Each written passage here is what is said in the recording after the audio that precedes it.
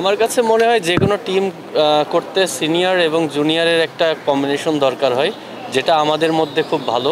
আমাদের টিমের মধ্যে সিনিয়র এবং জুনিয়র দুই পার্টি কাভার করা আছে, তো ডেফিনেটলি বেস্ট টিমটাই করার চেষ্টা করেছে। এবং আমি মনে করি যে আমাদের যে টিমটা হয়েছে এটা ওয়েল ব্যালেন্সড।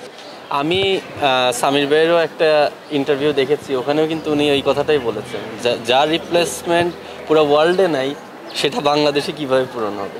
তো ডেফিনেটলি ওনার না থাকাটা আমাদের টিমে আসলেই পূরণীয় নয়, বাট তারপরেও উনি যদি না আসতে পারেন, আমাদের যে টিমটা আছে ওটা নিয়ে বেস্ট ডেলিভার করাটাই আমাদের মূল্য। সাকিবের অভাব তো আসলে পুরো বাংলাদেশ কারো ওয়ার্ল্ডে যদি বলেন এরকম সেকেন্ড প্লেয়ার আর নেই। সো আমরা যদি বলি যে ওর অভাবটা মানে রিকভার করে ফেলবো আমরা, সেটা অবাস্তব কথাবার্তা হবে। সো সাকিব তো আমাদের শুধু চিটাগং কিংসের জন্য না, আমি বলবো যে বাংলাদেশ বলেন, বিপিএল বলেন, ও যদি যে কোনো একটা টুর্নামেন্টে অংশগ্রহণ করে সেটা হচ্ছে যে ওই টুর্নামেন্টের গ্লোটা অনেক বেড়ে যায়।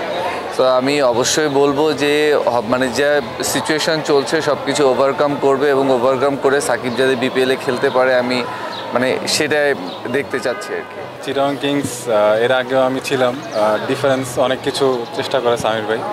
তো এটাও আপনারা দেখতে পাচ্ছেন, জুনিয়র একটা কিডসদের নিয়ে একটা হাইপ হচ্ছে। তো আশা করি সামনে আরও চমক দেখতে পাবেন। আর আমার টার্গেট থাকবে অবশ্যই ভালো কিছু করার, এবং অনেকদিন পর সুযোগ আসছে, চেষ্টা করবো নিজের বেস্টটা দেওয়ার। না, অবশ্যই একটা তো পার্সোনাল গোল থাকে যে কোনো সময়, বাট পার্সোনাল গোলের থেকে ইম্পর্টেন্ট হচ্ছে যে আমাদের টিম গোল।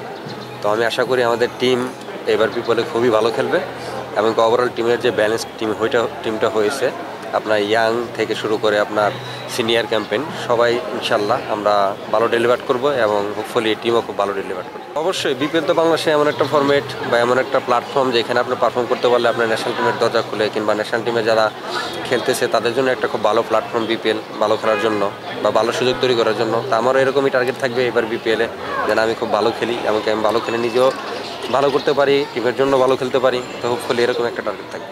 না, আমাদের টিমটা এবার যথেষ্ট ভালো হয়েছে। সো আমাদের যেরকম প্রত্যেকটা টিমেরই অ্যাম্বিশন থাকে চ্যাম্পিয়ন হওয়ার জন্য, সবাই টিম করে, আমাদেরও সেম। আমাদের ওইভাবে আমাদের যে ম্যানেজমেন্ট আছে, আমাদের ওনার আছেন, সবাই ওইভাবেই টিম করার চেষ্টা করেছে। সো হোপফুলি ইনশাল্লাহ মাঠে যদি আমরা সবাই 100%টা খেলতে পারি, ইনশাল্লাহ আমরা আমাদের লক্ষ্য অ্যাচিভ করতে পারবো।